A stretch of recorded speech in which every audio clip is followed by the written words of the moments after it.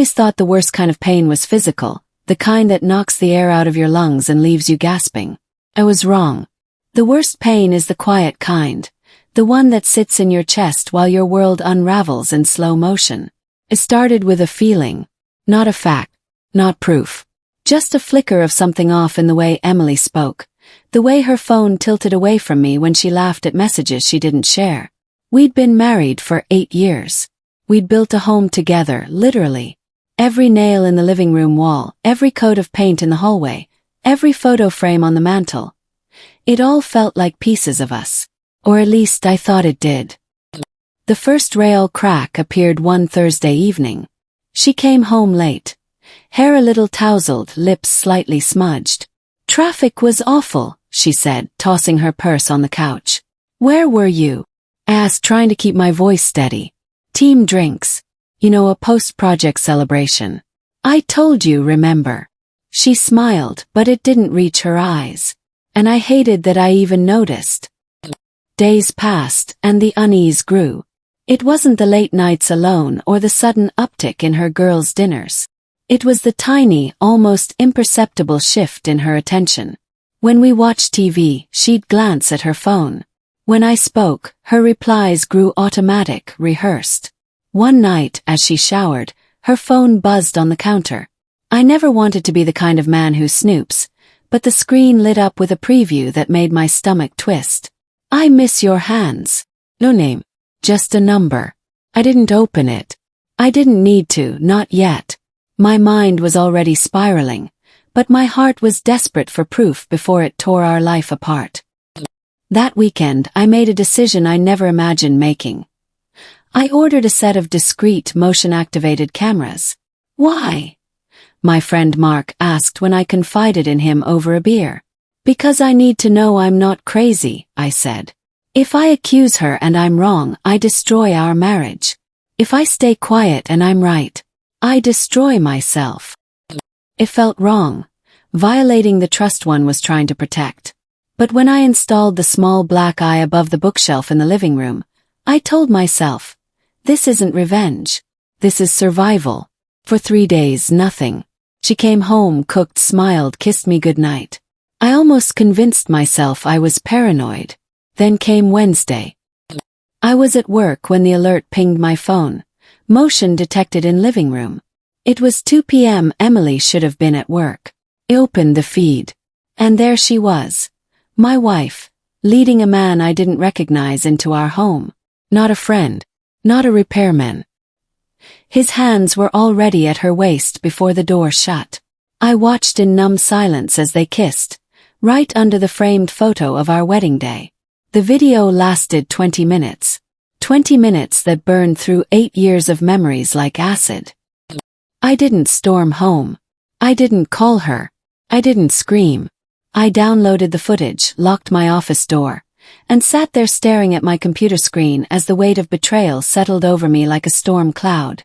I felt everything at once. Rage, sorrow, disbelief, humiliation.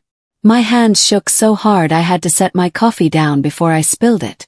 And then came a calm I didn't expect, the kind of calm that feels dangerous. That night, Emily came home like nothing had happened. "Hey," she said, kissing my cheek. "How was your day?" I looked at her, really looked. Her laugh lines, her familiar scent, the softness in her voice I once loved. And I lied. "Good. Yours?" "Busy," she sighed. "Exhausting." She cooked dinner. We ate. She talked about her boss being overbearing. I nodded in all the right places. I was acting. But so was she. For the next 3 days, I collected more footage. Different days. Same man. Sometimes they stayed on the couch. Sometimes they disappeared down the hallway to the bedroom we once shared. I started sleeping in the guest room, blaming late-night work. She never asked why. On Sunday morning, I sat on the edge of the bed with my laptop open. I'd stitched the clips together. Time-stamped, unedited, undeniable. My plan wasn't clear until that moment. I wasn't going to scream at her. I wasn't going to beg or threaten. I wanted the truth to speak louder than my anger ever could. I uploaded the video privately, sharing it only with 2 people, her parents, and her boss. Then I waited. She came home at 6 p.m., humming some tune, a bag of groceries in her arms. "Can you help me with these?" she called. "Emily," I said, my voice steady. "Sit down." She frowned, dropping the bags on the counter. "What's wrong?" I turned the laptop toward her. The video started to play. Her face drained of color. Her lips parted but no sound came out. "How long?" I asked. My voice was calm, almost too calm. She stammered. I can explain." "How long?" Tears welled up. "A few months." It didn't mean anything. I laughed, a bitter, hollow sound. "Emily, you brought him into our home. You sat on our couch. You." I stopped, the words choking me. "Who is he?" I asked. She whispered his name. "Coworker. Course." "I sent it to your parents," I said quietly. "And your boss." Her head shot up, eyes wide. "You what?" "You wanted to hide your shame." I decided to let the truth breathe.